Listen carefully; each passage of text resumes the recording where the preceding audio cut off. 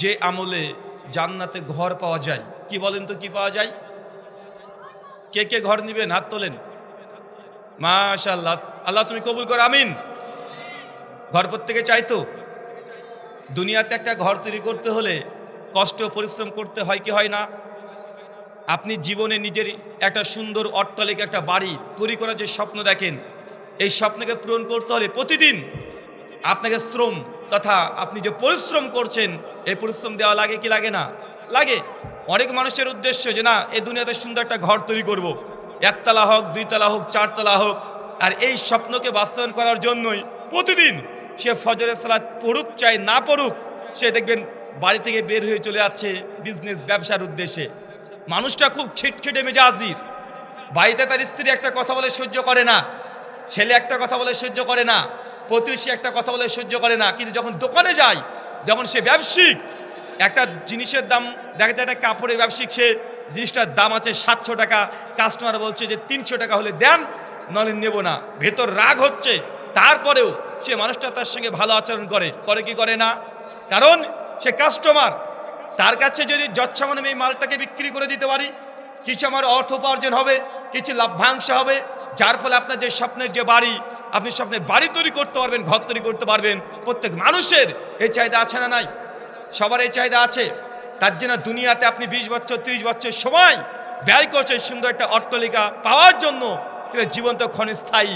এই বাড়িঘর তৈরি করলেন, আপনি যে বাড়িঘরে বাস করতে পারবেন, ভাই এর কোনো গ্যারান্টি আছে? কোনো গ্যারান্টি নেই।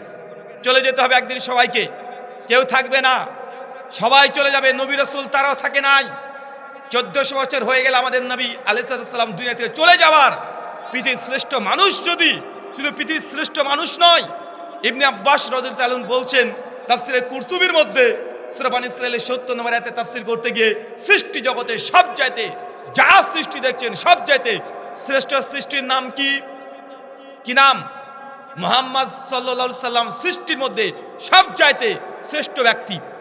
শুধু মানুষের মধ্যে নয়, জিন, ফেরেশতা, আসমান, জমিন, পাহাড়, পর্বত, যা আছে সব কিছুর চাইতে সর্বশ্রেষ্ঠ ব্যক্তির নাম কি? আল্লাহ নবী আলাইহিস সালাম, তিনিও দুনিয়া থেকে চলে গেছেন, দুনিয়াতে কেউ থাকবে না। অতএব আমরা এই দুনিয়াতে এসেছি যৎসামান্য কিছু দিনের জন্য, নিজেদের মধ্যে কোনো সংশয় বৃদ্ধি করার জন্য নয়। আমরা দুনিয়াতে সামান্য সময় পেয়েছি, এই সামান্য সময় যেন পরকালে আল্লাহ সুবহানাহু ওয়া তাআলা যে জান্নাত আমাদের দেবেন, ওই জান্নাতে একটা ঘর কনফার্ম করার জন্য পৃথিবীতে আমাদের আশা। আল্লাহ সুবহানাহু ওয়া তাআলা আমাদের এই আশা তুমি পূরণ করো, সে হলে বলি আমিন। সুনান তিরমিজি 3540 নম্বর হাদিস, আল্লাহ নবী বলছেন আমার উম্মতের গড় বয়স 60 থেকে 70 বছর। চাচা কত বছর? আরো জোরে হচ্ছে না, আরো জোরে। তার মানে উম্মতের গড় বয়স 60 থেকে 70 বছর। এই 60 থেকে 70 বছর এই দুনিয়াতে আমরা সময় পাবো। কেউ একটু বেশি বাঁচতে পারে, কেউ একটু কম বাঁচতে পারে, তবে আমাদের এভারেজ গড় বয়স 60 থেকে 70 বছর। জামে তিরমিজি হাদিস না 2417 সনদ হাসান। আল্লাহ নবী বলছেন কিয়ামতের মাঠে প্রত্যেক আদম সন্তানকে 5খানা প্রশ্ন করা হবে। কয়টা? 5খানা প্রশ্ন করা হবে। 5খানা প্রশ্নের মধ্যে প্রথম প্রশ্ন করা হবে আন উমুরহি, হে বান্দা, তোমাকে যে 60 বছর সময় দিয়েছি, তোমাকে যে দুনিয়াতে 30 বছর সময় দিয়েছি, তোমাকে 40 বছর সময় দিয়েছি, তোমাকে 22 বছর সময় দিয়েছি, এই সময়টা দুনিয়াতে তুমি কোন কাজে ব্যবহার করেছো? আজকে তোমাকে কড়াই গন্ডায় আমার কাছে হিসাব বুঝিয়ে দিতে হবে। কেন? সময় কি আপনার বাবার তৈরি না আল্লাহর তৈরি? তো এই সময়ের হিসাব দেওয়া লাগবে কি লাগবে না? এই সময়ের হিসাব দেওয়া লাগবে। কেউ যদি 20 বছর হায়াত পায়, কিয়ামতের মাঠে 20 বছরের হিসাব আপনাকে দেওয়াই লাগবে। তারপরে কিয়ামতের মাঠে একটা ধাপ আপনি সামনে ফেলতে পারবেন, নচেত সামনে ধাপ ফেলা যাবে না। তার মানে বুঝলাম আমাদের কিয়ামতের মাঠে প্রথম যে হিসাব হবে আমাদের সময়, টাইম, কোন কাজে ব্যবহার করেছি। বলেন আপনারা কোন কাজে ব্যবহার করেছেন? জি, আজকে তো ভালো কাজে ব্যবহার করছি। এখন ফেরেশতা আসুক না, হিসাব দিয়ে দেবো। আমরা ওয়াজ শুনছি, আলোচনা শুনছি, তাই না? এই সময়টা তো ভালো। কিন্তু আপনাকে যদি বলা হয় যে ভাইজান গত 3 দিন মানে টোটালি 72 ঘন্টা আপনার সময়টা কোন খাতে ব্যবহার করেছেন, প্রকাশ করতে পারবেন? যদি আপনাকে বলা হয় গত 3টা দিন আপনার সঙ্গে গোপন সিক্রেট ক্যামেরা লাগানো ছিল, এই 3টা দিন আপনি কোথায় গিয়েছেন, কোথায় উঠেছেন, বসেছেন, কার সঙ্গে কি কথা বলেছেন, কার সঙ্গে মেসেঞ্জারে চ্যাট করেছেন, কোথায় কি করেছেন, সব কিছু একদম ক্যামেরাতে রেকর্ড করা আছে। আর এই 3 দিনের আপনার জীবনী আজকে জনসম্মুখে মানুষের সামনে আমরা ভিডিও স্যাটেলাইটের মাধ্যমে দেখাতে চাই। কেউ রাজি হবেন? রাজি হতে পারবেন যে না, যে 3 দিন যা করেছি প্রকাশ্যে সবাইকে দেখিয়ে দাও, আমার স্ত্রী, প্রতিবেশী, বাবা মা যা আছে সবাই দেখুক, আপনার কোনো সংশয় সন্দেহ নেই। তার মানে আমরা বুঝতে পারছি মাত্র 3টা দিনের সময়ের হিসাব দিতে গেলে আমরা হিমশিম খেয়ে যাব। কিন্তু কিয়ামতের মাঠে আল্লাহ সুবহানাহু ওয়া তাআলা তার গোটা জীবন যে যত হায়াত পেয়েছে তার হায়াতের দরুন আল্লাহ সুবহানাহু ওয়া তাআলা প্রত্যেক সেকেন্ডের আল্লাহ সুবহানাহু ওয়া তাআলা হিসাব নেবে। আল্লাহ সুবহানাহু ওয়া তাআলা এই কিয়ামতের মাঠে এই সময়ের হিসাব দেওয়া আমাদের যদি তুমি সহজ করে দাও, সকলে পড়ি আমিন। সম্মানিত সূরা নূর 39 আয়াত নাম্বার 18 আল্লাহ সুবহানাহু ওয়া তাআলা বলছেন, আল্লাযীনা ইয়াসতামিউনাল কওল ফায়াত্তাবিউনা হাসানা উলাইকা আল্লাযীনা হাদাহুমুল্লাহ উলাইকা হুম উলুল আলবাব। বাংলা ভাব অনুবাদ, আল্লাহ সুবহানাহু ওয়া তাআলা বলছেন আল্লাযীনা ইয়াসতামিউনাল কওল, যারা মনোযোগ সহকারে কথা শ্রবণ করে। চাচা বলেন তো কি করে? তার মানে কথা শুনতে হবে। কি করতে হবে? কথা শুনতে হবে। আপনি দূরে বসে থাকবেন, যেটা আহলে হাদিসদের প্রোগ্রাম, এটা সালাফিদের প্রোগ্রাম, এটা লামাচাবিদের প্রোগ্রাম, এটা গায়ের মুকাল্লিদদের প্রোগ্রাম, এরা পীর মানে না, ওরা এই মানে না, ওই মানে না, এই বলে দূরে বসে থাকবেন এমনটা নয়। আল্লাহ সুবহানাহু ওয়া তাআলা কোরআনে বলছেন আল্লাযীনা ইয়াসতামিউনাল কওল, যারা মনোযোগ সহকারে কথা শ্রবণ করে, মানে আপনাকে কথা শুনতে হবে। কথা কে বলছে এটা গুরুত্বপূর্ণ নয়, বরং কার কথা বলা হচ্ছে এটাই গুরুত্বপূর্ণ। একটা হিন্দু পণ্ডিত এসে যদি আপনাকে বলে যে মুসলমান, হাই হাই তোমরা সুদ খাচ্ছ, তোমরা সুদের সঙ্গে যুক্ত, আরে আমরা তো শুনেছি তোমাদের নবী বলে গেছেন কেউ যদি জেনে বুঝে 1 টাকা সুদ খায়, মায়ের সঙ্গে জেনা করলে যে পাপ হয় সে পাপ হয়, তোরা মুসলমান হয়ে কেন সুদ খাচ্ছ? একটা হিন্দু পণ্ডিত যদি কথা বলে, কথাটা হিন্দু পণ্ডিত বললেও কথা ঠিক না ভুল?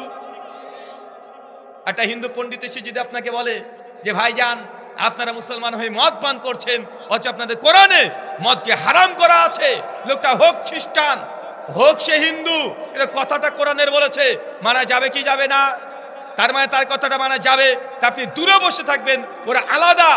আপনাকে আমরা অনুগ্রহপূর্বক বলছি যে দূরে বসে থাকলে হেদায়েত পাওয়া সম্ভব নয়, আপনাকে কথা শুনতে হবে। ওমর ইবনুল খাত্তাব, যদি দুর্বল সনদে ঘটনা বর্ণনা, তিনি যখন ইসলাম গ্রহণ করেন, সেই সব গ্রহণ করার যে কারণ দেখানো হয়েছে যে তার বোন হয়তো কোরআন মাজিদ পাঠ করছিলেন, তিনি ঘরে পেছন থেকে শুনেছিলেন। এখন আপনি বলেন তো, যদি ওমর বিন খাত্তাব কোরআনুল কারীম না শুনতেন তাহলে তিনি হেদায়েত পেতেন? কথা বলেন। তাতে হেদায়েতের জারিয়া হতো না। অনেক মানুষ দূর থেকে আমরা সমালোচনা করি, আমাদের আলোচনা না শুনে, কথা না শুনে, আগে থেকে বিভিন্ন রকমের মন্তব্য দিয়ে তারা দূরে বসে থাকে। আল্লাহ সুবহানাহু ওয়া তাআলা জানাচ্ছেন আল্লাযীনা ইয়াসতামিউনাল কওল, যারা মনোযোগ সহকারে কথা শ্রবণ করে, মানে আপনার কথা শুনতে হবে। শোনেন, কথা শুধু শুনলেই হবে না, বক্তার কথা শুনবেন, সব কথা মেনে নেবেন এমনটা নয়।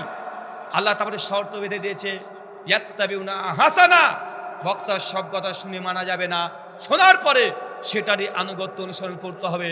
যেটা হাসান, উত্তম কথা, ওই কথাগুলোকে আপনাকে গ্রহণ করতে হবে। কোন কথা বলেন তো? উত্তম কথা। আল্লাহ বলেন কথা শোনো, তুমি কথা শোনো, শুনে সব কথা মানা যাবে না, মানতে হবে কোন কথা? হাসানা, উত্তম কথাকে মেনে চলতে হবে। যাদের মধ্যে এমন হৃদয় আছে, যারা হৃদয়কে তালাবদ্ধ করে নাই, যারা মানুষের কথা শোনে এবং হকটাকে গ্রহণ করার মতো একদম হৃদয়কে উন্মুক্ত রেখেছে, আল্লাহ তাদের ব্যাপারে বলছে উলাইকাল্লাযীনা হাদাহুমুল্লাহ, আমি আল্লাহ মূলত তাদেরকেই হেদায়েত দিয়ে থাকি। তার মানে আল্লাহ যাকে তাকে হেদায়েত দেন না। চাচা, আল্লাহ যাকে তাকে হেদায়েত দেন? আল্লাহর কাছে হেদায়েতের অভাব আছে? আল্লাহ চাইলে ফিরআউনকে হেদায়েত দিতে পারতো না? পারতো কি পারতো না? আবু জাহেলকে, আবু লাহাবকে, উতবা, সাইবা, নরেন্দ্র মোদী পারতেন না? কি বলছেন? আল্লাহ চাই কি হেদায়েত শেষ? হেদায়েত আর নাই? আরে আল্লাহর কাছে হেদায়েত তো আছেই, কিন্তু আল্লাহ শর্ত দিয়ে দিয়েছে। আল্লাহ সবাইকে হেদায়েতের পেয়ালা পান করায় না। হেদায়েতের পেয়ালা যদি আপনাকে পান করতে হয়, প্রথম আপনাকে কথা শ্রবণ করতে হবে, শুনতে হবে। শুধু শুনলেই হবে না, শোনার পর হৃদয় থেকে উন্মুক্ত রাখতে হবে, যেটা উত্তম আহসান সেই কথাগুলোকে আমি মানবো। আল্লাহ তারপরে বলছে উলাইকাল্লাযিনা হাদাহুমুল্লাহ, আমি আল্লাহ এই শ্রেণী মানুষকে মূলত হেদায়েত দিয়ে থাকি, মানে উত্তম কথা গ্রহণ করতে হবে। সমস্যা তো এটাই। বলেন তো হুজুর উত্তম কোনটা? কোন কথা উত্তম? আমার পীর সাহেব যেটা বলেছে এটা কি উত্তম নয়? আমার পীর সাহেব তো বলেছে নৌকা নিয়ে দাঁড়িয়ে থাকবো বাছারা, তোরা আমার কাছে মুরিদ হয়ে যা, জান্নাতে নিয়ে চলে যাব, এটা কি উত্তম কথা নয়? আমার পীর সাহেব তো বলেছে, কি বলেছে পীর সাহেব? বলছে গভীর রাত্রিবেলাতে উঠবে, 1000 বার ইল্লাল্লাহ ইল্লাল্লাহ জিকির করবে। একবার ইল্লাল্লাহ বলার সময় এইভাবে ইল্লাল্লাহ একটা তরিকা শিখে দিয়েছে, এটা কি উত্তম কথা নয়? কি বলছেন? উত্তম কথা কোনটা? তার মানে কি অ্যালবার্ট আইনস্টাইন যে সায়েন্স দিয়েছে সেটা উত্তম? কবিগুরু বিদ্রোহী কবি কাজী নজরুল ইসলাম যে কথা বলছে সেটা উত্তম? রবীন্দ্রনাথ ঠাকুর যে কবিতা লিখেছে সেগুলো উত্তম? জি না, উত্তম কথা ওটাই যেটা মুহাম্মদ সাল্লাল্লাহু আলাইহি ওয়াসাল্লাম তিনি জানিয়ে দিয়েছেন। সেই মুসলিম খোলেন, হাদিস নাম্বার 850, আল্লাহ নবী নিজেই তিনি ব্যাখ্যা করে বলছেন ফাইন্না খায়রাল হাদিসি কিতাবুল্লাহ, এই দুনিয়াতে সবচেয়ে শ্রেষ্ঠ কথা, দামি কথা, উত্তম কথা সেটা কিতাব আল্লাহ, আল্লাহর কিতাবের কথা, মানে কোরআনের কথা। কার কথা? কথা বলেন চাচা, উত্তম কথা কোনটা? কথা আসছে না। উত্তম কথা কোনটা? কি খিদে লেগেছে আপনাদের? খিদা পেয়েছে তো গলা জোর করে ভাই। আপনারা সাতক্ষীরার মানুষ না, আপনারা তো ওই যে চিংড়ি মাছ খাওয়ার মানুষ, গলদা চিংড়ি না? মানে রাস্তাতে যখন আসলাম দেখছি দুই চতুর্পাশে চিংড়ি, মানে মাঠ ঘাটে ধান গম এইসব মানুষ অন্য জায়গাতে তৈরি করে, আপনারা আবার মাঠের মধ্যে থেকে চিংড়ি মাছ তৈরি করেন। তো আপনাদের তো মানে বেশি শক্তি থাকার কথা, কিন্তু আপনাদের মানে দেখে মনে হচ্ছে যে আপনাদের রাগ করছেন আমাকে দেখে। রাগ হচ্ছে কি আমাকে দেখে? রাগ হচ্ছে চাচা? ভাল লাগে না আমাকে? তাহলে মানে চেহারার মধ্যে উজ্জ্বলতা নেই না? কেউ মারা গেছে এলাকাতে? কেউ মারা গেছে? আমার সঙ্গে কথা বলেন একটু। উত্তম কথা কোনটা? আল্লাহর কথা কে বলছে? এটা আমি? জি না, নবী বলছেন ফাইন্না খায়রাল হাদিসি কিতাবুল্লাহ, সব চাইতে উত্তম কথা হচ্ছে আল্লাহর কোরআনের কথা। ওয়া খায়রাল হাদি হাদিউ মুহাম্মদ সাল্লাল্লাহু আলাইহি ওয়াসাল্লাম, আর সব চাইতে দ্বিতীয় কারো যদি উত্তম কথা হয়ে থাকে সেটা মুহাম্মদ সাল্লাল্লাহু আলাইহি ওয়াসাল্লামের কথা। তার মানে বোঝা গেল আমি বক্তা, আমার ব্যক্তিগত কোনো কথা এটা উত্তম নয়। আমার কথা যদি আল্লাহর কোরআনের সঙ্গে মেলে, যদি নবীর হাদিসের সঙ্গে মেলে, তবেই সেটা উত্তম হবে। আর আল্লাহ এটাই বলছে, মানে আত্তাবিউনা আহসানা, অনুসরণ করো উত্তম কথার, ভালো কথার, মানে পরোক্ষভাবে কোরআন আর হাদিসের কথাই আপনাকে মানতে হবে। বক্তার অনেক কথা আপনার ভালো লাগতে পারে, মন জয় করে ফেলতে পারে, কিন্তু বক্তার ব্যক্তিগত কোনো কথা এটা আনুগত্য অনুসরণ করার জন্য আপনি বাধ্য নয়। দেখেন জামে তিরমিজি হাদিস নাম্বার 2826, আল্লাহর নবী আলাইহিস সালাম বলছেন আফজালুজ যিকরি লা ইলাহা ইল্লাল্লাহ, সবচাইতে দুনিয়াতে শ্রেষ্ঠ জিকির লা ইলাহা ইল্লাল্লাহ। এই জিকির এটা উত্তম। আপনার পীর সাহেব যতই বলুক না কেন, বাবা তুমি ইল্লাল্লাহ জিকির করবা, তাহলে তোমাকে নৌকাতে করে পার করে দেব, এটা উত্তম কথা নয়। কষ্ট পেয়েছেন তো? আমাদের সমাজে কোন জিকির চলে? আল্লাহ নবী ডাইরেক্ট বলছে সবচেয়ে উত্তম জিকির লা ইলাহা ইল্লাল্লাহ। মানুষ জিকির করছে ঠিক, কিন্তু নবীরটা না, পীরেরটা। কারটা? কার জিকির করছে? পীর যেটা দিয়েছে সেটা। এই উম্মতকে এখন আমরা বুঝাতে পারি নাই, এই মানুষ জাতিকে এখনো বুঝাতে পারি নাই যে ভাই জান আপনি দুনিয়াতে কালেমা পড়েছেন মুহাম্মদ সাল্লাল্লাহু আলাইহি ওয়াসাল্লামের, আপনি কালেমায়ে শাহাদা পাঠ করেছেন আশহাদু আল্লা ইলাহা ইল্লাল্লাহ ওয়া আশহাদু আন্না মুহাম্মাদার রাসূলুল্লাহ, আপনি মুহাম্মদ সাল্লাল্লাহু আলাইহি ওয়াসাল্লামের কালেমা পড়েছেন, কিন্তু দিন নিচ্ছেন বিভিন্ন রকমের দল থেকে, বিভিন্ন রকমের মাযহাব থেকে, বিভিন্ন রকমের পীর বুজুর্গ, এদের কাছে আপনি ডাইরেক্ট বলছি উত্তম জিকির লা ইলাহা ইল্লাল্লাহ, কিন্তু আপনি ইল্লাল্লাহ জিকির নিয়ে মেতে আছেন। যখন আমরা বলছি এই জিকিরটাই করাই লাগবে, তখন আপনি আমাদের উপর রেগে যাচ্ছেন। ভাই আমি ডাকছি নবীর দিকে, আপনি পীরের দিকটা নিয়ে খুশি হয়ে বসে আছেন। কোন দিকে ডেকেছি? কার দিকে ডাকছি আমরা? আমি ব্যক্তিগত কিছু তৈরি করেছি? আমরা তো ডাকছি নবীর দিকে আসেন। আপনি চলেছেন উম্মতের দিকে। সূরা বনী ইসরাঈল সূরা নম্বর 17 আয়াত নম্বর 71 আল্লাহ বলছেন ইয়াউমা নাদু কুল্লা উনাসিন বিইমামিহিম। শুনে রাখো মানুষ জাতি, দুনিয়াতে যে মানুষ যারই আনুগত্য করবে, যাকে আদর্শবান হিসেবে গ্রহণ করে নেবে, যার আনুগত্য অনুসরণ ইত্তেবা করবে, কিয়ামতের মাঠে আমি আল্লাহ তাকে তার পেছনেই উদ্ধৃত করবে। ভাইয়ান, আপনি যদি আপনার পীরের দেওয়া ধর্মটাকে যদি সত্য মনে করেন, তার যদি জিকির আজকার তাসবিহ তাহলিল যদি ইত্তেবা অনুসরণ করেন, জেনে রাখেন কিয়ামতের মাঠে আপনাকে পীরের পেছনে উঠতে হবে। আর যারা মুহাম্মদ সাল্লাল্লাহু আলাইহি ওয়াসাল্লামের আনুগত্য করবে, ইনশাআল্লাহ তারা কিয়ামতের মাঠে কার পেছনে উঠবে? কার পেছনে? আপনি কার পেছনে উঠতে চান?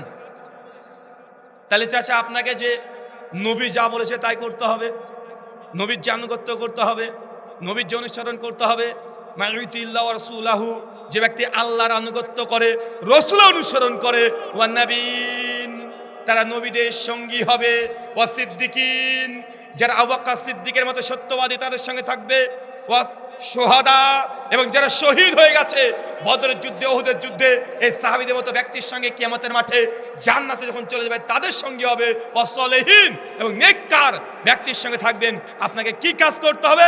এক, আল্লাহর ইবাদত করতে হবে। কিভাবে করতে হবে? রাসূলের পদ্ধতিতে করতে হবে। যদি করেন কি হবে? জান্নাতে নবীর সঙ্গী হবেন। কিন্তু আপনি যদি আপনার পীর সাহেবের যদি সুন্নাত যদি পালন করেন, পীর যে জিকির আজকার দিয়েছে সেটা যদি পালন করেন, পীর যে আদর্শ দিয়েছে সেটা যদি আদর্শ পালন করেন, তাহলে জান্নাতে কার সঙ্গে হবেন? আমি বলছি না পীর সাহেব জাহান্নামে যাবে, ফর সেক অফ আর্গুমেন্ট ধরে নিলাম জান্নাতে পীর সাহেব। যদিও পীরদের মধ্যে একতা নেই, এক পীর বলে ওই গোমরা, ওই পীর বলে এ গোমরা, আছে না নাই? মানে রাগ করছে, আছে না ভাইজান? চরবনায় পীর সাহেবের বুকে ডাইরেক্ট শুনেছি, উনি বলছেন ৮ রশি মাছ ভান্ডারি ভণ্ড বলে না, আবার মাছ ভান্ডারি ৮ রশি যারা আছে তারা বলে যে চরমনাইরা ভণ্ড। দেওয়ানবাগিকে তো পাইকড়ি হারে সকলে ভণ্ড বলে। আপনাদের কুষ্টি আছে ন্যাংটা বাবা পীর, একে হাক্কানি কথা বলেন। ন্যাংটা বাবা একটা আছে না, চিন্তা করেন মানুষ ন্যাংটার পুজো করে, ওর উপর মানে ওই যে মার্কাজ মানে খানকা, মানে খানকাতে মানুষ লাখ লাখ কোটি কোটি টাকা দান করে। কত জনে প্রত্যেক মাসে ওঠে। কিছুদিন আগে নিউজে দেখাচ্ছিল যে মানে ওই বক্স একদম পরিপূর্ণ হয়ে যায়, 1 মাস 2 মাস 3 মাস পর যদি বাক্সগুলো খোলে গোটা বাক্সতে টাকার টাকা। মা মুসলমান, তুই বুঝতে পারোনি তুই খানকাতে তুমি দান করছো, অথচ মসজিদের ছাদ তৈরি করার জন্য তোমার কাছে 100 টাকা চাইলে তুই 5 টাকা তুই বের করে দাও। মসজিদে যায় না, খানকাতে যাওয়ার জন্য বলতে হয় না, আগেই চলে যায়। আছে না নাই কথা বলেন? সাবধান, সতর্ক। আপনাকে আমার দিকে ডাকি নাই, আপনাকে বলছি না আমার পীর সাহেবের দিকে আসেন, আমি বলছি না যে অমুক ব্যক্তির দিকে আসেন। আমি আপনাকে জান্নাতে নবীর সঙ্গী বানাতে চাচ্ছি। আল্লাহ কোরআনের সূরা নিসার 69 নম্বরে ডাইরেক্ট বলছে যে নবীর আনুগত্য করবে, নবীর অনুসরণ করবে, সে জান্নাতে কার সঙ্গে হবে? ও নবীন, নবীদের সঙ্গী হবেন আপনি। মানে দুনিয়াতে নবীর অনুসরণ করবেন। নবী যা বলে গেছে, নামাজ, রোজা, হজ, যাকাত, দান, সাদকা, পরিবার, অর্থনীতি, সমাজনীতি, রাষ্ট্রনীতি সব যদি নবীর মতো সেম করেন, আপনি জান্নাতে নবীর সঙ্গী হবেন। কিন্তু দুনিয়াতে যদি আপনি অন্য কাউকে মেনে নেন, এ আমার ধর্ম পালন করার আদর্শ, যা বলেছে তাই করব, তো যদি সে লোকটা জান্নাতে হয়, তো জান্নাতে চাচা আপনি পীর সাহেবের সঙ্গে থাকবেন, নবীর সঙ্গে থাকতে পারবেন না। আমি বলছি না পীর সাহেব জাহান্নামী, বলছি না পীর জাহান্নামে চলে গেছে, এই কথা বলছি না। যদি জান্নাতে যায়ও, আর আপনি যদি পীরকে মেনে মেনে জান্নাতে যান, কার সঙ্গে থাকবেন? পীরের সঙ্গে। যে নবী সুন্নাত মানেন, কার সঙ্গে থাকবেন? নবীর সঙ্গে। এখন আপনারা সিদ্ধান্ত নেন যে আপনারা জান্নাতে গিয়ে নবীর যেই ঘর পাবে, পাশে যদি আপনার বাড়ি হয়, মানে সরি আবু বকর রাদিয়াল্লাহু আনহুর বাড়ি, তার পাশে ওমর বিন খাত্তাবের বাড়ি, তার প্রতিবেশী, আপনি একটা ঘর পেয়ে গেছেন নবীকে ভালোবেসে, নবীর আনুগত্য অনুসরণ করে, সে জান্নাত কত সুন্দর হবে। যার প্রতিবেশী স্বয়ং নবী মুহাম্মদ সাল্লাল্লাহু আলাইহি সাল্লাম। আমরা চাই নবীর সঙ্গী হতে, চাই কি চাই না? তাহলে নবীর আদর্শকে গ্রহণ করতে হবে, নবীর আনুগত্য করতে হবে। কোনো প্রশ্ন আসবে না। খবরদার এই জবান থেকে, জিহ্বা থেকে এই শব্দ যেন বের না হয় যে ছোটখাটো সুন্নাত, এইসব নিয়ে আপনারা তো মাতামাতি করেন কেন? এই কথা জিহ্বা থেকে যেন বের না হয়। ছোটখাটো সুন্নাত মানে নবীর কোনো সুন্নাত ছোটখাটো বললে নবীকে অপমান করা হয়। নবীর সুন্নাত ছোটখাটো? নবী কোনো জিনিস ছোটখাটো যদি বলা হয় ডেট আল্লাহর প্রতি অভিযোগ চলে যাবে। আল্লাহকে এই সুন্নাত কি যে শরীয়ত দিয়েছে ছোটখাটো? ওয়ামা ইয়ান্তিকা আনিল হাওয়া ইন হুয়া ইল্লা ওয়াহয়ুহা। আমার নবী তোমাদের যা বলে নিজের তরফ থেকে কোনো কথা বলে না, আমি আল্লাহ যা ওহী করেছি আমার নবী সেটাই তোমাদের কাছে শুধু ব্যক্ত করে। সূরা নাজম 53 আয়াত 3 এবং 4। চলেন একটা হাদিস আপনাকে উপহার গিফট দিই। যারা বলে নবী সুন্নাতকে ছোটখাটো বলে ইগনোর করতে চায়, সুনান আবু দাউদ কিতাবুস সালাত হাদিস নাম্বার 756, 755 এবং 56। আল্লাহর নবী একদিন সালাতরত অবস্থায় আছেন, নামাজ পড়ছেন। এমতো পরিস্থিতি একজন ব্যক্তি, তার নাম হচ্ছে ইবনু মাসুদ, বিখ্যাত সাহাবী, বিখ্যাত ফকিহ সাহাবী। জাঙ্গে জামালের পরে 32 হিজরিতে তিনি শাহাদাত বরণ করেছেন। ইবনে মাসুদ তিনি নিজে রিওয়ায়াত করে বলছেন, নবীর পাশে যখন আমি সালাতে দাঁড়ালাম, আল্লাহ নবী বললেন আল্লাহু আকবার। তিনি বাম হাতে পরে ডান হাতে বেঁধে তিনি সালাত শুরু করলেন। ইবনে মাসুদ বলছেন আমিও আল্লাহু আকবার বলে হাত বাঁধলাম। বুঝতে পেরেছেন কি করেছি? এবার কি করেছি বলেন তো? এখন ডান হাতে পরে বাম হাত। কি চাচা আপনারা কোথায় বাঁধেন? সাতক্ষীরাবাসী কোথায়? বাম হাতে পরে ডান হাত। ইবনে মাসুদ কোথায় বেঁধেছে? ডান হাতে পরে বাম হাত। ইবনে মাসুদ বলছেন আমি নামাজের মধ্যে এইভাবে হাত বেঁধেছি। নবী বেঁধেছিলেন বাম হাতে পরে ডান হাত, বুঝতে পারি নাই, কিন্তু ডান হাতে পরে বাম হাত বেঁধে ফেলেছি। আল্লাহ নবী নামাজরত অবস্থায় সঙ্গে সঙ্গে হাতটাকে ধরে এইভাবে উল্টে আমাকে ঠিক করে দিলেন। আমার আপনাদের কাছে প্রশ্ন, যদি হাত বাঁধা যদি ছোটখাটো সুন্নাত হয়, বারবার আপনি প্রশ্ন করেন যে এইসব জিনিস ছোটখাটো সুন্নাত, এই সুন্নাত যদি ছোটখাটো সুন্নাত হতো, আল্লাহ নবী নামাজকে শেষ করে ইবনে মাসুদকে বলতেন ইবনে মাসুদ তুমি এই হাত বাঁধা তুমি পরিবর্তন করতে হবে, তুমি এইভাবে না বেঁধে এইভাবে বাঁধো। আল্লাহ নবী বলতে পারতেন, কিন্তু না বলে স্বয়ং নামাজের মতো স্পষ্টগত বিষয়, যে বিষয় যে আল্লাহ নবী যেখানে এদিক ওদিক তাকান না, সে নামাজের মধ্যে তিনি হাত বাঁধা তিনি পরিবর্তন করে দিচ্ছে। আর তুমি কোন লজ্জায় বলো যে হাত বাঁধা এটা ছোটখাটো সুন্নাত? সুনান আবু দাউদ হাদিস 4691। আবু মুসা আশারী বলছেন যে আমি একদিন রাসূলকে দেখলাম, একজন ব্যক্তি কাঁসা, বোঝেন কাঁসা, সোনা বোঝেন? আল্লাহ নবীর স্পষ্ট সে বুখারী মুসলিমের হাদিস, সোনার পাত্রে পানি পান করা খাওয়া দাওয়া যাবে? কথা বলেন, যায় না। আল্লাহ নবী বলছেন, আবু মুসা আশারী সুনান আবু দাউদের হাদিস, তিনি বলছেন যে আমি মসজিদে একদিন প্রবেশ করলাম, দেখছি যে একজন ব্যক্তি, সে সাহাবীর নাম উল্লেখ করেনি, সে বুক পেড়ে দিয়ে একদম শুয়ে আছে। বুক পেড়ে দিয়ে বুঝেন মানে বুকটা আছে নিচে, আমরা সাধারণত চিত হয়ে বলে এটাকে, আর বুক পেড়ে দেওয়া কোনটা? মানে জমিনের সঙ্গে বুকটাকে লাগিয়ে দিয়েছে, লাগিয়ে শুয়েছে। আল্লাহ নবী আলাইহিস সালাম মসজিদে ঢুকে সঙ্গে সঙ্গে তারপরে লাথি মেরে তাকে যে খবরদার এইভাবে তুই শোবে না। আমার সাদা মনে সাদা প্রশ্ন, আল্লাহ নবী লাথি মেরেছে, নবী কোন সাহাবীকে লাথি মারে না, অথচ তিনি এই একটা আমল শুধু বুক পেরে শুয়েছে মসজিদে, তার জন্য তুই লাথি মেরেছেন।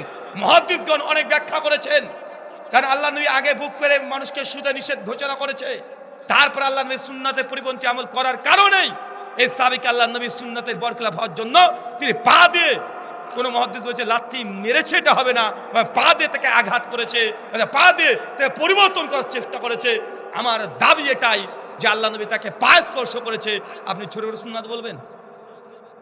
চলেন সহিহ বুখারী হাদিস নাম্বার 755, 56, 57 পরপর হাদিসগুলো বর্ণনা আছে। বাবুল কিরাত অধ্যায় কিতাবুস সালাতের মধ্যে আসছে, আল্লাহ নবী মসজিদে নববীতে বসে আছেন, একজন সাহাবী সে মসজিদে প্রবেশ করেছে, নবীকে সালাম দিয়েছে। নবী উত্তর দিয়ে বলছেন ইরজে, যাও ফিরে যাও, ফাসাল্লি, তুই নামাজ পড়ো, ফাইন্না কালাম তুসাল্লি, তুই নামাজ পড়োনি। সাহাবী কিন্তু নামাজ পড়েছে। চাচা সাহাবী কি করেছে? নামাজ পড়েছে। নবী বলছে নামাজ পড়োনি। চিন্তা করেছেন ছোটখাটো সুন্নাত? এটা কি আপনি? আপনি না, সাহাবী। নামাজ কে পড়েছে? সাহাবী। নবী বলছেন ইরজে, যাও ফিরে যাও, ফাসাল্লি, তুই নামাজ পড়ো, ফাইন্না কালাম তুসাল্লি, কারণ তুই নামাজ পড়ো নাই। সাহাবী আল্লাহ নবীর প্রতি কোনো অভিযোগ করে নাই। মসজিদে আবার গিয়েছে, আবার নামাজ পড়েছে, আবার সে সালাম দিয়েছে, উত্তর দিয়ে আবার একই কথা, যে যাও ফিরে যাও, ফাসাল্লি, নামাজ পড়ো, ফাইনা কালাম তুসাল্লি, কারণ তুমি নামাজ পড়ো নাই। সাহাবী আবার অবাক, 2 বার নামাজ পড়েছে। কয়বার? 3 বার। আবার গেছে মসজিদে, আবার নামাজ পড়েছে, আবার এসেছে, একই কথা, যে যাও ফিরে যাও, ফাসাল্লি, নামাজ পড়ো, ফাইনা কালাম তুসাল্লি, তুই নামাজ পড়োইনি। সাহাবী 3 বারের বেলায় মুখ খুলে বলছে, ইয়া রাসূলুল্লাহ, আমি এর চেয়ে ভালো করে নামাজ পড়তে পারি না। আল্লাহর নবী, আপনি নামাজটাকে শিক্ষা দিয়ে দেন। সুনান নাসাই কিতাবুস সালাত হাদিস নাম্বার 1312। এখানে ওয়াইল বিন হুজর রাদিয়াল্লাহু তাআলা হাদিস বর্ণনা করে তিনি বলছেন যে ওই সাহাবী প্রায় 10 বছর ধরে তিনি একদম প্রথম থেকেই তিনি নামাজ পড়ে আসছেন। আরেকজনের ঘটনা বর্ণনা করছেন ওয়াইল বিন হুজর, যে একটা ব্যক্তিকে আমি 40 বছর নামাজ পড়তে দেখেছি। এই ব্যক্তি আলাদা ঘটনা, এটা আলাদা। 40 বছর শুধু রুকু আর সিজদা ঠিক না হওয়ার কারণে তাকে ওয়াইল বিন হুজর রাদিয়াল্লাহু তাআলা বলেছেন যে তোমার নামাজটাই বাতিল। আপনি ছোটখাটো সুন্নাত বলছেন চাচা, আল্লাহি ছোটখাটো সুন্নাত নয়। সহিহ বুখারী হাদিস নাম্বার 780, বাব 111, আবু হুরায়রা হাদিসের রিওয়ায়াতকারী, তিনি বলছেন কেউ যদি নামাজ শেষে সূরাতুল ফাতিহা গায়রিল মাগযুবি আলাইহিম ওয়াস-সাল্লিন পর্যন্ত পৌঁছেছে, ফাকাল আমিন, আমিন বলো। সুনান তিরমিজি হাদিস নাম্বার 248-49, মাদ্দা বিয়া সাউতিহা রাফা বিয়া সাউতিহা, আওয়াজটাকে উঁচু করে বলো এবং টান দিয়ে বলো। সহিহ বুখারী হাদিস নাম্বার 781, আল্লাহ নবী জানাচ্ছেন যদি কেউ এইভাবে মানে আমিন বলে, যদি ফেরেশতার আমিনের সঙ্গে মিলে যায়, তার পেছনের সমস্ত গুনাহকে আমি আল্লাহ ক্ষমা করে দেব। আপনি ছোটখাটো সুন্নাত, এটা ছোটখাটো সুন্নাত। মুসনাদ আহমদ ছিল 103 নম্বর হাদিস। আল্লাহ নবী বলছেন নামাজে যখন দাঁড়াবে কাঁধের সঙ্গে কাঁধ, পায়ের সঙ্গে পা লাগিয়ে দাঁড়াও, মাঝখানে ফাঁকা বন্ধ করো। সহিহ বুখারী 725, সুনান আবু দাউদ 666, মুসনাদ আহমদ ছিল 103। আল্লাহ নবী বলছেন কেউ যদি এইভাবে কাঁধের সঙ্গে কাঁধ, পায়ের সঙ্গে পা লাগিয়ে দাঁড়ায়, মাঝখানে ফাঁকাকে বন্ধ রেখে দেয়, তাহলে বাইতুল ফিল জান্নাহ, আমি আল্লাহ তার জন্য জান্নাতে একটা ঘর প্রস্তুত করে রেখে দিয়েছি। আপনি ছোট করে সুন্নাত বলছেন, নবীর করে সুন্নাতকে ছোটখাটো বলা যাবে? কথা বলেন যে না। আপনি কয়েক হাজার এই হাদিস দেখিয়ে দেব যে সাহাবীরা নবী কিভাবে খেতেন, কিভাবে পড়তেন, তিনি হুবহু নকল করতেন। আনাস বিন মালিক রাদিয়াল্লাহু আনহু নবীর খেদমত করতেন, খাদেম ছিলেন। তিনি বলছেন একদিন আমি আল্লাহ রাসূলের সঙ্গে দাওয়াতে বেরিয়ে গেলাম। একজন দর্জির বাড়িতে দাওয়াত দিয়েছিল, আমি আর নবী আলাইহিস সালাম দুজন একসঙ্গে গেলাম। সে দর্জি আমাদেরকে খেতে দিলেন মাংসের সঙ্গে লাউ, কদু, কদু বোঝেন, লাউ বোঝেন, লাউ কদু মিক্সড করে একটা খাবার তৈরি করে রেখে দিয়েছে। আমি আল্লাহ রাসূলকে দেখলাম, নবী আলাইহিস সালাম সরাসরি তিনি একদম ওই পাত্রের মধ্যে হাত ঢুকে ঢুকে মাংসগুলোকে সরিয়ে দিয়ে লাউ কদু বের করে করে খাচ্ছেন। আমি আনাস বিন মালিক সেই দিন থেকে মূলত আমি লাউ কদুকে পছন্দ করতাম না, কিন্তু নবীকে যখন দেখেছি উনি প্লেট থেকে ফাঁকা ফাঁকা করে মাংসের মধ্যে থেকে এই কদু লাউ বের করে খাচ্ছে, আমি সেই দিন থেকে লাউ খাওয়াকে আমার জীবনের সবচেয়ে প্রিয় খাবার হিসাবে আমি পছন্দের তালিকা রেখেছি। চাচা, নবীর সুন্নাত ছোটখাটো, আপনি এখনো বুঝতে পারেননি, এখনো সুন্নাহ বুঝেননি। এখন নবীর প্রতি ভালোবাসা আপনার কমে গেছে। আপনি দাবি করছেন আশিকে রাসূল, কিন্তু মাঝখানে আপনার কেউ একজন দালাল চলে এসেছে। নবীর প্রতি ভালোবাসা মহব্বত যদি শিখতে হয়, জানতে হয়, তাহলে একমাত্র সালাফি মানহাজ যারা পালন করে তাদের কাছে আসা ছাড়া কোনো বিকল্প নেই। ব্যাখ্যা ছাড়াই নবী যা করেছে আমরা তাই করতে সর্বদা প্রস্তুত। প্রস্তুত কি প্রস্তুত না? সহিহ মুসলিম হাদিস না 195, আল্লাহ নবী বলেছে পুরুষ মানুষ যদি টাকনা নিচে জামা কাপড় প্যান্ট লুঙ্গি চলে যায়, মাকাদা মিনান নার, তার থাকার জায়গা জাহান্নাম। এই হাদিস শুনে আহলেসের বাচ্চারাই প্রথম টাকনার উপরে কাপড় পরে, আছে না নাই? আর একটা হাদিস শুনে নেন, সুনান নাসাই হাদিস নাম্বার 984। আল্লাহর নবী এই কথা বলে নাই যে শুধু টাকনার উপরে কাপড় পরতে হবে। সুন্নাত মূলত কোনটা জানেন? আল্লাহ নবী বলছেন পুরুষ মানুষের জন্য সতর কোনটা? নাভি থেকে হাঁটু পর্যন্ত। কত দূর? কথা বলেন, কত দূর? হাঁটু পর্যন্ত। আল্লাহ নবী বলছে যে তা মানতে না চাও আরেকটু নিচে নামো, যে তাও মানতে না চাও আরেকটু নিচে নামো, যে তাও যদি মনে হয় যে না তাহলে আরেকটু নিচে নামো, তবে টাকনার নিচে যেন না যায়। তার মানে বুঝা গেল টাকনাটা হচ্ছে বর্ডার। কি বলেন তো? টাকনা বর্ডার, মানে টাকনার নিচে গেলেই হারামের অন্তর্ভুক্ত। কি বললাম? হারাম। আর টাকনার উপরে থাকলে হারামটা করলেন না, তো এটা সুন্নাত নয়। সুন্নাত কোনটা? নিসফুস সাফ, এইখান থেকে এর মধ্যে মিডিল বরাবর, মানে এই যে আপনার এত দূর, এটা হচ্ছে মিডিল, এটা কি বলেন? এখন এত দূর পড়তে হবে, এটা হচ্ছে নবীর সুন্নাত। এটা কি কথা বলেন? মিডিল বরাবর। টাকনার নিচে গেলে আপনি হারাম। টাকনার নিচে গেলে কি হারাম? টাকনার উপরে মানে বর্ডারে আছেন, একটু নিচে নেমে গেলে বিএসএফ গুলি করে মেরে দেবে, মানে বুঝতে পারলেন না মনে হয়। আর সুন্নাত কোনটা? এটা মিডিল বরাবর। ইনশাআল্লাহ ইনশাআল্লাহ এই সুন্নাত পালন করবো তো চাচা, করবো ইনশাআল্লাহ। কারণ আমরাই দেখে দিতে পারি যে হ্যাঁ নবীর হাদিসে যা আছে আমরা তাই পালন করি। কে কি বলেছে, সমাজে কি হচ্ছে, কোন হুজুর কি বলেছে, আমরা এইগুলো দেখি না। নিজের বাপের বিরুদ্ধে চলে গেলেও নবীর হাদিস পেয়ে গেলে সে হাদিস সবচেয়ে বেশি মানে। এই দুনিয়াতে কোন জামাত যদি থাকে সে জামাতের নাম কি? অন্যদেরকে হাদিস বললে বলতে হবে যে হ্যাঁ হাদিস থাকতেই পারে, তবে দেখতে হবে আমাদের মাঝহাবে কি আছে, ওলামারা কি ব্যাখ্যা করেছে, ওলামারা কি ফতোয়া দিয়েছে, এটাকে রাজে কল কি কল নাই, এটা কি মুস্তাহিদ ইমামরা কি বুঝেছেন। মানে একটার উপরে গ্যারা কল দিতে দিতে দিতে দিতে দিতে দিতে তালকে মানে তিলকে তাল বানিয়ে লাস্ট পর্যন্ত হাদিসের মর্মকে বাতিল করে দেয়। আছে না নাই কথা বলেন? আপনাকে একটা উদাহরণ দিয়ে বুঝতে পারেন চাচা, আমরা আহলে হাদিস, আমরা ইমামের পেছনে সূরা ফাতিহা পড়ি কি পড়ি না? শাফি মাযহাব যারা আছে তারা ফাতিহা পড়ে, এবং তাদের নিকটে সেটা ওয়াজিব, না পড়লে নামাজ হবে না। কি বললাম বলেন তো? শাফি মাযহাবের মুকাল্লিদকে জিজ্ঞাসা করবেন যে ভাই আপনারা ইমামের পেছনে ফাতিহা কেন পড়লেন? বলবে আমাদের ইমাম শাফি, এবং শাফি মাযহাবে এই ফতোয়া ইমাম শাফি বলেছে তাই পড়েছি। বলবে কি বলবে না? একটা আহলে হাদিসের বাচ্চা সে ইমামের পেছনে সূরাতুল ফাতিহা পড়ে, আহলে হাদিসের বাচ্চাকে জিজ্ঞাসা করেন ভাই আপনি ফাতিহা কেন পড়েছেন? আপনার উত্তর কি হবে? নবী পড়েছে তাই। পার্থক্য দেখেছেন? আমল এক, আমল এক, কিন্তু উৎস দুই দিকে চলে যাচ্ছে না।